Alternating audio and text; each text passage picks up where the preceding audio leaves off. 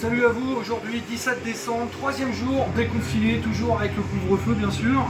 Et bien écoutez, hier on était côté USA avec Jungle Rot, et bien là on va retourner en Europe. Et là on a parlé du Big Four américain avec Metallica, Slayer, Megadeth et Anthrax, mais il y avait aussi le Big Four allemand avec Kreator, Sodom, Destruction et Tankard. Donc là on va parler de Sodom, parce que Sodom ils viennent de sortir un nouvel album. Ça faisait un moment qu'ils n'avaient rien sorti.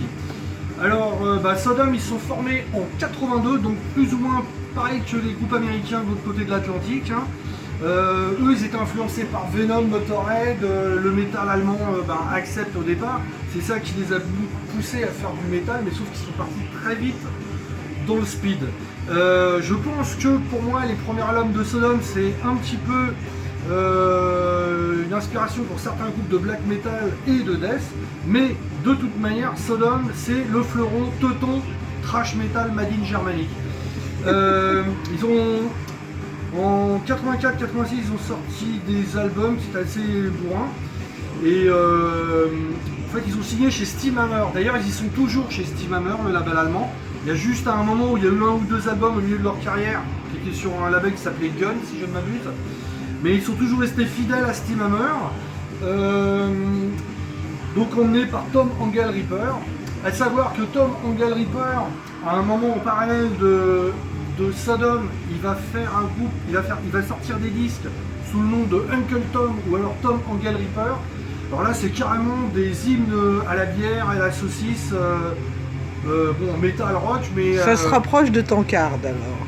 On se rapproche de Tankard si on veut, mais voilà, c'est assez, on va pas dire franchouillard, on va dire germanouillard. Germanouillard quoi. Mais il a toujours continué son aventure Sodom. À savoir que dans les fins des années 80, il y avait un guitariste, Frank Blackfire, qui était guitariste de Sodom, qui quitte Sodom pour aller rejoindre Kreator, comme il y a marqué sur mon bonnet. Il va pas y rester longtemps.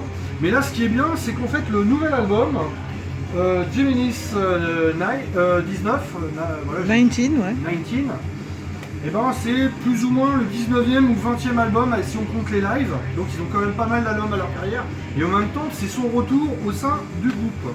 À savoir aussi que dans Sodom, eh bien, il y a eu un batteur, excusez-moi, je regarde mes notes. Bobby Sokowski, là je sais plus, il a atterri dans Tank, la formation de Tank sans Reggie Ward, parce que dans Tank maintenant ils ont un batteur allemand.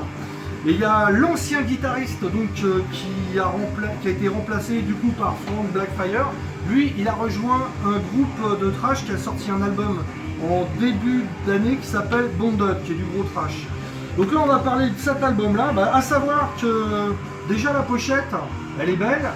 Elle est faite par monsieur Joe Petagno, l'illustre artiste qui a fait quasiment toutes les pochettes de Motorhead et certains groupes de pub rock. Donc là, c'est Joe Petagno qui a fait cet album, la couverture du moins. Sodom avait fini en trio, là ils sont à 4 maintenant, redevenus à 4. Leur musique, c'est du Sodom, c'est du rentre-dedans, ils n'ont rien changé. À savoir qu'ils avaient donné un avant-goût l'année dernière avec ce maxi. Et à savoir aussi qu'en 2012, ils ont sorti un coffret avec une compile à l'intérieur, un DVD, des lives un peu bootleg.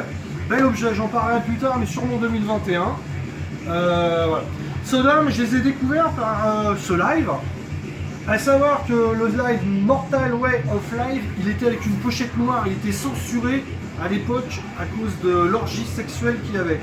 On est en 88 et il y avait déjà de la censure. Bon, puis un de mes albums préférés ça a été Agent Orange, et j'ai eu la heureuse découverte que Sodom avait fait une reprise d'un titre qui s'appelait Don't Walk Away de Tank, mon groupe favori quand j'étais jeune. Maintenant je suis passé à Motorhead depuis longtemps, mais bon. À savoir aussi que Sodom c'est quand même, c'est des gros fans. Pour moi c'est le groupe trash le plus rock. Parce qu'on va dire que c'est du trash à la mode Motorhead quoi. Ils ont été très influencés par les premiers Venom. Hein. Donc écoutez, ça c'est une nouveauté qui est sortie un peu avant ou pendant le confinement, je sais plus. Donc bah écoutez, n'hésitez pas à l'acheter, c'est un beau cadeau, double album, hein.